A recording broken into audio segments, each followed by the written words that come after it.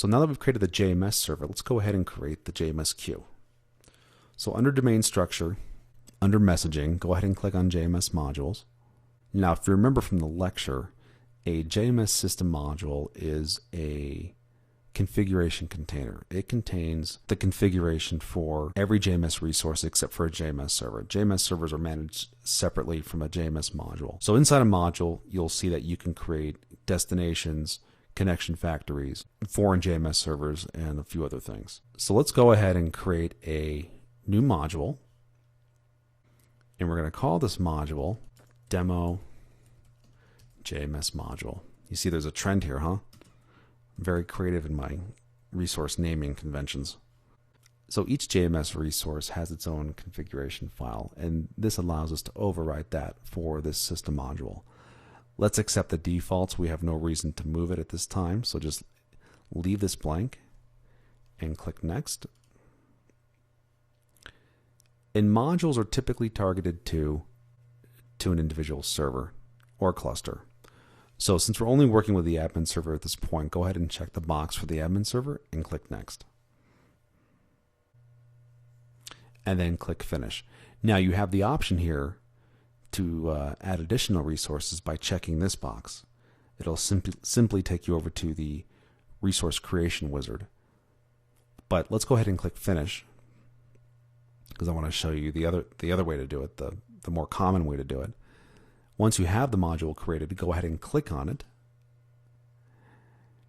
And you can see here that there's a table that lists all the resources in the module, and it's blank. So let's go ahead and create that JMS queue. So click on New. And then when you click on New, you're presented with the type of resource you want to create. There's quite a few things in here, and some of these we mentioned in the lecture. The first one that shows up is the connection factory. So let's go ahead and create that connection factory. So WebLogic comes with a default connection factory. You don't need to create one. However, if you rely on the default WebLogic connection factory, it doesn't appear anywhere in the admin console. So you can't modify it, you can't tune it. You just get what you get with the default WebLogic connection factory. So let's go ahead and create one. Click on Next. So for the name, let's call this our Demo Con Factory. And for the JNDI name, this is the name that applications will use to look up this connection factory in the JNDI tree. So for this lab, let's go ahead and enter a JNDI name. The name actually, so we're going to call this test.democf. And then for the subscription sharing policy, the policy has a few options. There's exclusive and shareable. So for all the remaining attributes on this page, go ahead and accept the defaults. And note down here at the very bottom, XA connection factory enabled. What this attribute does is it allows this connection factory to participate in global transactions. So if your application is using JTA, then this can participate in creating connections that are transaction aware. So go ahead and click Next, and then click Finish. Great, so we've got our first JMS resource, which is this demo connection factory. Now let's go ahead and create our JMS queue. So go ahead and click New again. Select Queue from the list, and click Next. Now configure this according to the table in the lab guide. So our name is going to be Demo Queue. And our JNDI name is going to be test.demoq. If you recall, there's another type of resource called the JMS template. And a template is just that. It allows you to define a template for a JMS resource like a queue. So I can create a template with all the configurations and parameters for a particular queue, and I can use that template to create that same queue again and again and again. So if I want to distribute this template or this demo queue out across other environments, other WebLogic domains, I've got a nice package that I can deploy. But we're not using templates to create a JMS queue today. So go ahead and leave that as none and click Next. Now, I didn't mention sub-deployments in the lecture. A sub-deployment is another mechanism for grouping JMS resources and targeting them. So WebLogic requires us to create a sub-deployment for deploying certain JMS resources. So we can actually go ahead and create a new sub-deployment, and we can create a single sub-deployment for targeting multiple JMS resources. When I click that create button, you can see that the sub-deployment name defaults to the name of the resource that we're creating, DemoQ.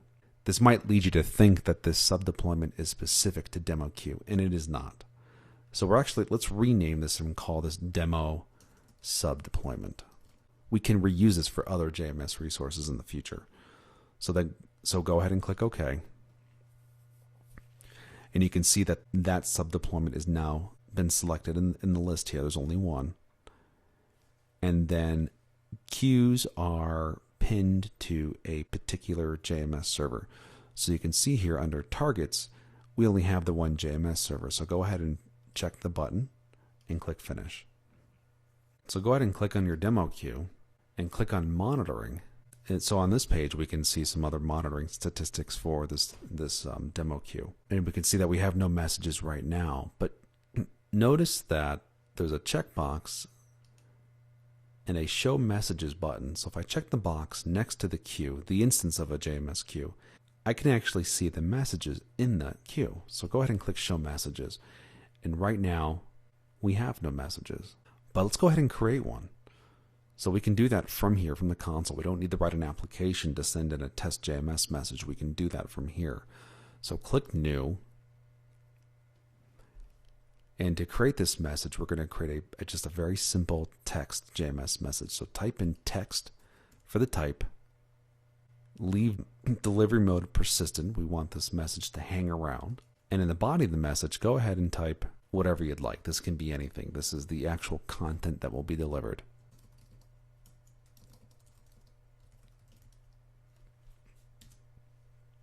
Go ahead and click OK. And you can see that the JMS message was sent successfully. We have an ID associated with that message, a timestamp, and the size of the message and the delivery mode. So it's persistent and it's 27 bytes. So you can go ahead and click on this ID and you can look at some other stats for that message. So the message ID, the timestamp, its priority, and the content. This is a test message. So let's go find out where this message ended up. It should be on our demo queue. So if we go back and use the breadcrumbs and click on demo queue, and then click on the monitoring tab, you can see that messages current is 1. This is the total number of messages that are in the queue that haven't been processed yet. So let's go ahead and check out the file store and see what's in the file store. So go back under services, persistent stores, and click on demo file store. Click on monitoring, and you can see on the statistics tab, we've got some statistics here. So we've got 9 physical write counts and 9 create counts. Now in the connections tab, you can see that the JMS server has made several connections to the file store. So go back to the JMS queue using the breadcrumbs. Let's go find it up here and click on demo queue. Go back to monitoring, and we can actually, let's go ahead and view the messages. And with your JMS messages, you can actually export them. You can export one, or you can export all of them to a file. You can import JMS messages, and we can delete them. So let's go ahead and delete all of them. There's only one. Click yes. And another thing I want to show you, go back to demo queue again, and then click on control. So just like with the JDBC data sources, you can actually turn on and off a JMS destination. And we can actually halt production or consumption or insertion. So if I disable production, I pause it, click yes. So now we can see that production is paused for this queue. So nobody can push messages to the queue. We can still consume, but nobody can publish. So aside from pausing production, we can pause insertion. Now, what we did through the admin console was we inserted a message into the queue. whereas an application would publish a message to a queue. So we can actually pause insertion. So go ahead and check the box and click pause insertion. Click yes to confirm, and note that the state is now paused. It is true. Let's go back and try to author a new JMS message. So go back to the demo queue using your breadcrumbs. Click on the monitoring tab. Check the box next to the queue and click show messages.